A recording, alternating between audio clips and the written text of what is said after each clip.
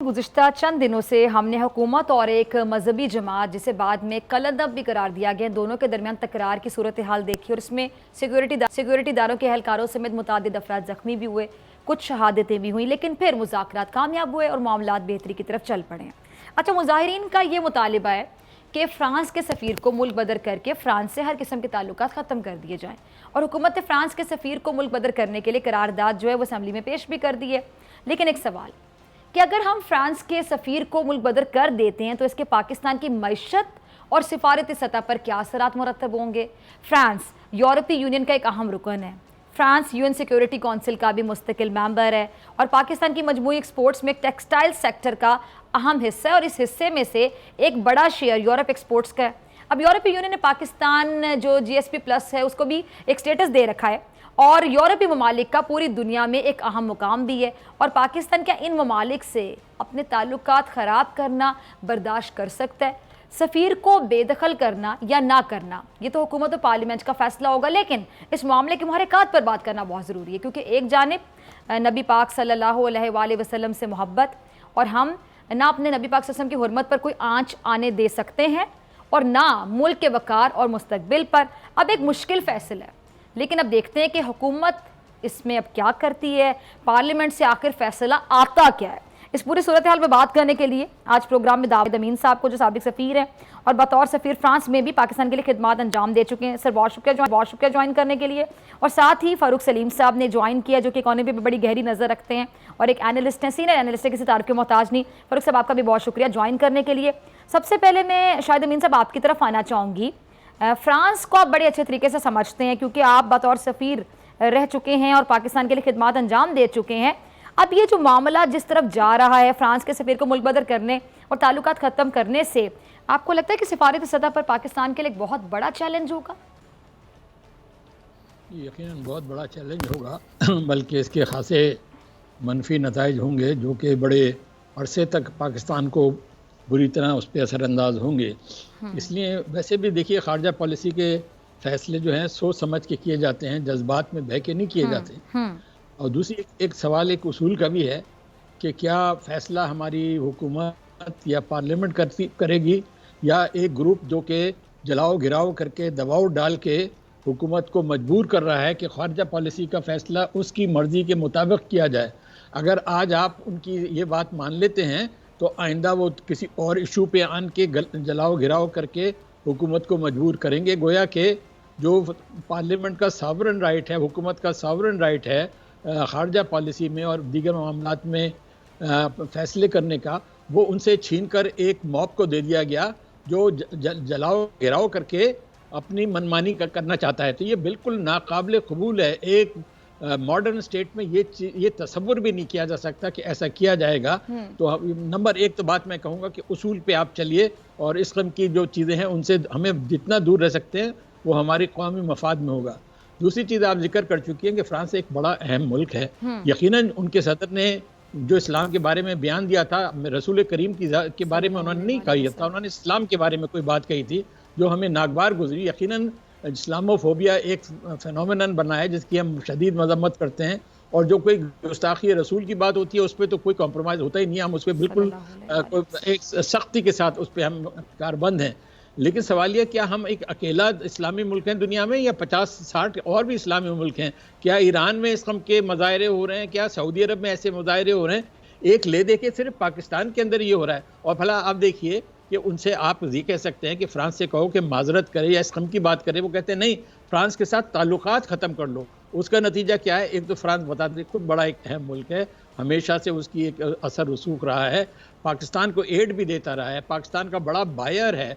तो पहले तो आप फ्रांस की अहमियत के ख़िलाफ़ एक बात कर रहे हैं। दूसरे फ्रांस EU का मेंबर होने की हैसियत से वहाँ पे भी बड़ा असर रसूख रखता है, बल्कि EU बनाई जो है उसके जो बनाने वालों में फ्रांस शामिल है।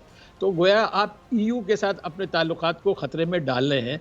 तो ये सारी चीज़ें जो हैं मेरे ख़्याल में बिल्कुल ही नाकाबिल कबूल हैं جو کچھ بھی حکومت اس میں فیصلہ کرتی ہے امید ہے کہ قومی مفاد کو دیکھ کے کیا جائے گا اور اصولوں پہ کیا جائے گا.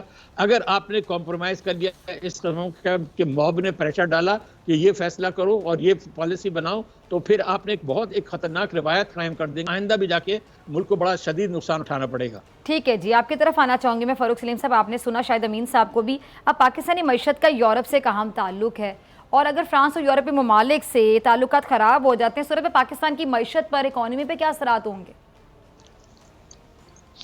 دیکھیے, اثرات کی بات کر رہے ہیں, معیشت کی بات کر رہے ہیں. خارجہ پالیسی تو میری ایکسپرٹیز نہیں ہے, آپ کے پاس ایکسپرٹ اس کے بیٹھے ہیں. جی ایک ایشو یہ ہے کہ اگر کسی ایک دھڑے کی بات سن کے فرانس کے ساتھ ہم تعلقات خراب کر دیتے ہیں, ختم کر دیتے ہیں, کل کو کوئی ایک اور دھڑا کہے گا کہ امریکہ کے خلاف بھی ہمارے بہت سارے عزائم ہیں اور امریکہ کے ساتھ بھی آپ اپنے تعلقات ختم کر دیں. کچھ مہینوں کے بعد کوئی ایک اور دھڑا آ جائے گا, وہ یہ کہے گا کہ برطانیہ سے بھی اپنے تعلقات ختم کر دیں.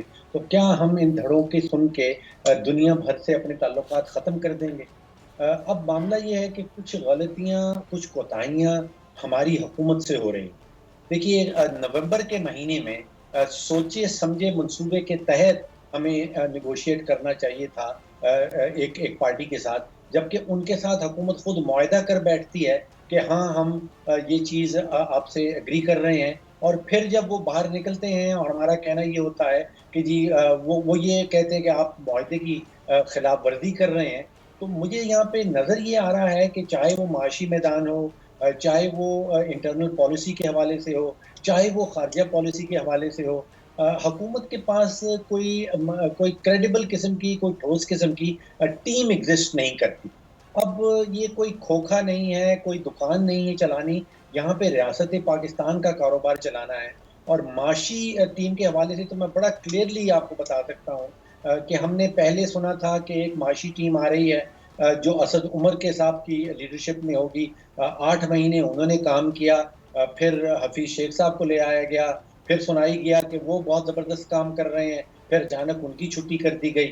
تو پہلے ٹیم تشکیل دی جاتی ہے, پھر وہ ٹیم بیٹھتی ہے, وہ منصوبہ بندی کرتی ہے, پھر ان منصوبوں کے اوپر عمل درآمد ہوتا ہے, اور پھر کوئی نتائج سامنے آتے ہیں.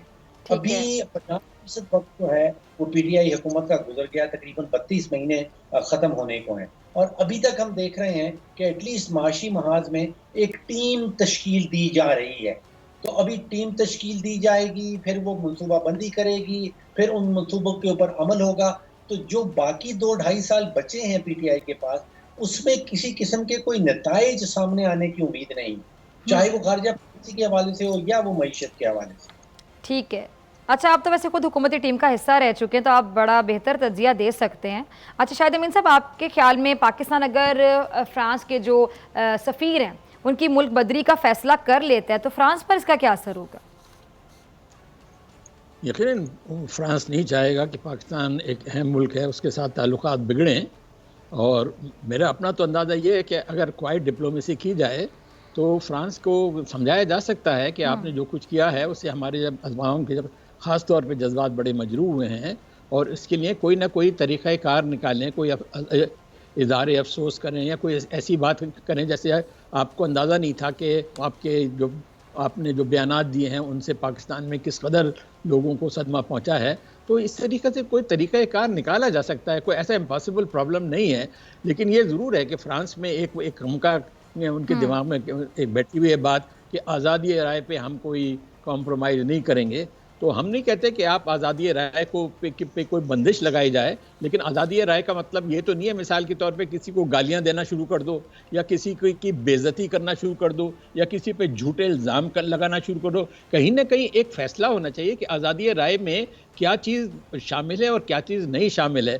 کسی مذہب کے بنیاد پر یا خاص طور پہ ایک عظیم شخصیت کے بارے میں توہین آمیز لفظ استعمال کرنا جو ہے یقیناً آزادی رائے کے زمرے میں نہیں آتا ہے. اس پہ بات چیت کی بالکل गुंजाइश है। वो कोई पागल लोग तो नहीं है, वो ऐसा तो नहीं है कि उनकी अकल बंद है, वो कुछ नहीं समझेंगे। उनसे बातचीत की जाए तो बात, हमारे वज़ीर-ए-आज़म की पोजीशन सही है कि एक तो हमें उनसे बातचीत करनी चाहिए, दूसरे दीगर इस्लामी ममालिक को मिल के एक मुश्तरका पोजीशन लेनी चाहिए, ताकि अगर दबाव भी डालना है तो उसका असर हो। सिर्फ पाकिस्तान का दबाव डालने से असर नहीं होगा, उसका नुकसान पाकिस्तान को होगा, मेरे ख्याल में फ्रांस को तो ना होने के बराबर होगा। तो एक लिहाज से आप एक किस्म की अपनी ही तबाही की कोशिश कर रहे हैं। अगर उसमें अपने आप को बर्बाद करने का शौक़ है तो इसका क्या इलाज है? मेरे ख्याल में हुकूमत को इस बारे में एक वाज़ेह और उसूलों पे मबनी एक पोजीशन लेनी चाहिए। चलो पार्लियामेंट में चला गया मामला, अगर जाने की ज़रूरत नहीं थी तो कल उस पर वोटिंग करके इस तहरीक को रद्द किया जाए, वोटों से इसको रद्द किया जाए, ताकि जो एग्रीमेंट था वो भी पूरा हो जाए और फ्रांस के साथ नुकसान भी ना हो। सब्सक्राइब करें और बेल दबाएं ताकि कोई खबर रह न जाए।